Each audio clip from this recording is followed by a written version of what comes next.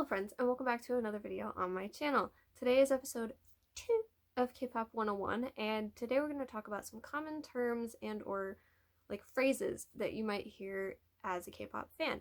I tried to pick ones that I personally didn't know what they meant before I became a K-pop fan, but some of them might be crossovers or common in other fandoms, but that I'm just not aware of. And also, these are not Korean-based words. So words like magne, aegyo, and so forth will not be in this video. They're going to be in episode 3. If there's a Korean-specific word that you're looking for, that won't be in this video. I tried to pick as many words as possible to jam-pack into this video, but I didn't want it to be too long, so there may be some that I miss, and if there are, feel free to let me know, and I will put together another list for like a part 2 of this episode maybe in the future. In case you don't know, K-Pop 101 is a reboot of a series I did on another channel where I introduce new fans to the world of K-pop and kind of help their journey along a little bit, explain things that I wish somebody explained to me, or just kind of break things down that might be a little hard to understand to make it just a little bit easier. My goal with this series is just to help people. So if I can help at least one person with these videos, then I have done my job. Let's get right into the video because there's a lot of words. We're gonna start with one that's kind of easy to understand, but that I didn't get the concept of before K-pop. So bias / ultimate bias. Basically, your bias is your favorite member in a group. Or it can also just be like your favorite Korean actor. I found that out recently. I didn't know it applied to actors as well, and I've liked K-pop for many years now. So you learn something new every day. You can have a bias, as in your favorite member. You can have a bias group, which is your like top tier favorite group. Or you can have an ultimate bias or an ultimate bias group, which means they are like the creme de la creme of your fave. I have 5 ultimate bias groups at the moment and 5 ultimate biases, and then I just have regular biases and regular bias groups. It's just really like a tier system. Some people like to expand upon it and create their own terms. It's open to interpretation depending on the person, really. Next is stan, and I know this applies to quite a lot of contexts.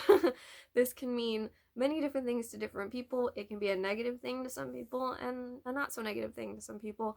In terms of K-pop, it can actually mean both bad and good. I personally say like I stan this group or I stan this group, but I mean it in more of like a playful way. Whereas a lot of other people would use stan as in the traditional sense, which came from, I believe, Eminem's song from many years ago, Stan, which is kind of like a stalker fan, but there is a Korean word for a stalker fan, which we will get to in episode 3. I'm not going to explain that now. I prefer to use stan in a more playful way, like I said, and there are some people who don't receive it well, but they're usually among the fandoms in K-pop. It's received pretty positively, depending on how you use it. This next word is kind of a crossover between Korean and English, but I'm going to refer to it as the English variation because I mean, there's both, but I sound dumb saying the Korean version, so I'm just gonna not, and we'll just talk about it in terms of being an English word. Fighting. Fighting is, like I said, Korean derivative, and it comes from fighting, which I said I wasn't going to say in the video, but to explain, I kind of had to. And it's basically a cheering term, kind of cheering somebody on. So fighting is when your favorite group is on an award show and they're nominated and you want them to win, you say fighting. Or members will say this to other members if they're going on stage to do like a solo and they want them to do well. It's just like a do well, I'm rooting for you kind of term, to put it in the simplest way possible. Next is fan chant, and this I am pretty certain is specific to K-pop, but we may use it in Western terms and just not call it a fan chant. I'm not necessarily sure. But a fan chant is when the fans at a concert will create kind of a song within the song, is the best way I can think of. So while the group is performing, the silences or like the parts of the song where nobody's singing are filled with the fan chant. So usually it's extra words that have to do with words that were already sung in the song, like a repeat little phrase, or if your fandom is insane, like the 17 fandom that I am in, they'll chant the entire group's full names, first and last. So fast you hardly even understand what they're saying, and it's so hard to keep up with. But basically, it's just a way for the fans to kind of sing along without interrupting the group. That's kind of my explanation of a fan chant. Next is SNS, and this one I wasn't sure I should necessarily include because I feel like a lot of people do know what SNS means, but it stands for social networking sites, and it's a term that idols will use just to refer to different medias without using them by name because it's like considered product placement. So if they're talking about Instagram or Twitter or VLive or whatever, they'll just say SNS.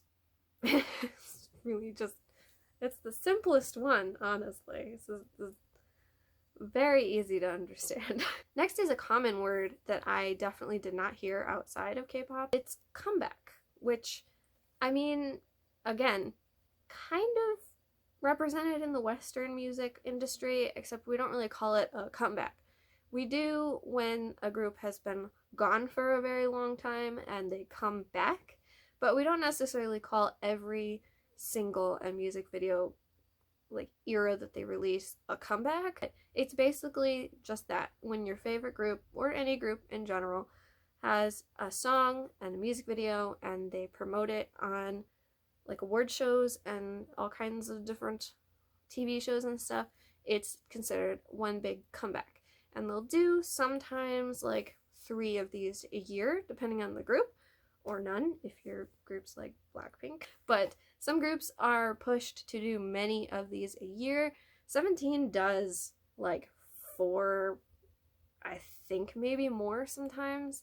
Not that they're forced to do it, they obviously do it because they love it, but some groups are worked a lot harder than others, so they have more comebacks. Some groups are not promoted very well by their companies, so they get less comebacks. It just depends. Next is Fan Cafe, and this one, I knew this kind of thing existed, but I didn't really understand the extent of it until I got into K-pop. So basically, a fan cafe is a website devoted to a specific group so that they can chat with their fans online. And you kind of have to be in like a lottery to get into a fan cafe. You can't just like make an account and sign up and jump in the chat. Like, you kind of have to be picked to get into the chat because they have limited space as far as what I've been able to understand from it. So it's not like 100% guaranteed that if you make an account and you go on there that you're that moment gonna get to talk to one of your faves, but you can keep trying. Maybe one day it'll happen. Next is another twofer.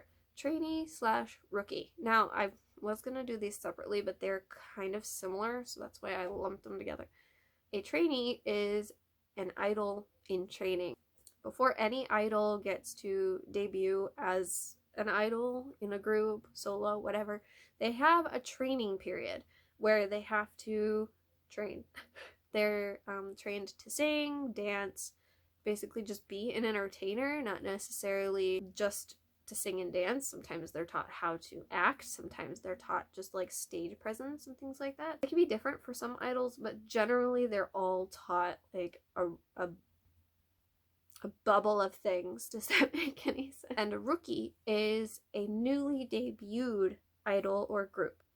A rookie group is usually a group that is less than a year old or about a year old, but there are people that have different kind of variations on time for what's considered a rookie. Some people consider 2 years to be a rookie still, but I think more of the like official stance is a year-ish is still considered a rookie.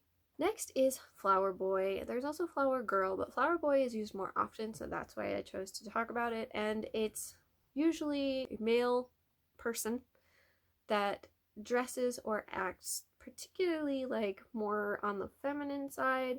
They're considered like a pretty boy, like someone who's not overtly masculine, who is more like attractive in their features in a more dainty way that doesn't look stereotypically male, if that makes sense. It probably doesn't. A good example is Jonghan from 17.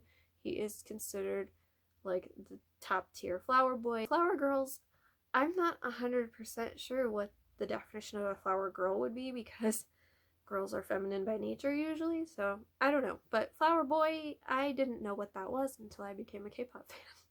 So I thought I would explain it for people who are like me that have no clue. This next one you will hear a lot, and it will get annoying after a while. Big Three is a term used to describe the most successful 3 companies in K-pop: JYP, YG, and SM. Usually the Big Three refers to those companies. It may not always be those 3 specific companies, but for now that's what it means. And last but not least, fan service or skinship. I kind of wasn't sure which one. I went with fan service, but skinship is kind of the same thing. I'll explain both. Fan service is pretty much what it sounds like. It's a group or idol's way of making the fans happy by doing something they know the fans are going to react to or like, which brings me over to skinship also. Skinship is a form of contact, pretty much any form of contact between 2 or more people. So say you have 2 idols, 2 male idols, and people like ship them or whatever. They'll mess with each other at like fan signs or on live broadcasts or variety shows, where they'll like touch each other's hair, or one of them will like poke the other one's cheek, or one will try to hug the other one and the other one will like push them away. That's skinship, but it's also fan service. It acts as fan service. Skinship can be like a positive thing. I made it sound kind of negative, but skinship can be a positive thing. It can be like 2 female idols that just are hugging each other or holding hands, or a male and a female idol that are like congratulating each other, so they like hug, you know, like it can be any form of touching another person. It doesn't have to be like a don't touch me kind of thing for it to be skinship or fan service. Like fan service can be negative or positive. Fans will turn it into whatever they want it to be. They're kind of in the same vein, almost. We are at the end of this video. Let me know which one of these words you had the hardest time with when you were a new K-pop fan, or if you are still a new K-pop fan, let me know which one I helped you kind of learn today, if I helped at all. I don't know if I did. And like I said, if there are any words I did not explain in this video, feel free to let me know, and I'll work on putting them in my next K-pop 101 video, which will be after episode 3, because like I said, episode 3 is going to be dedicated to Korean specific words. If there's a Korean specific word you want me to talk about in that video, let me know and I'll see if it's on my list, and if it's not, I'll add it and talk about it. But that's it for this video. I hope it helped you in some kind of way. I hope you enjoyed it, if it was stuff you already knew, and I will see you in my next video. Bye bye.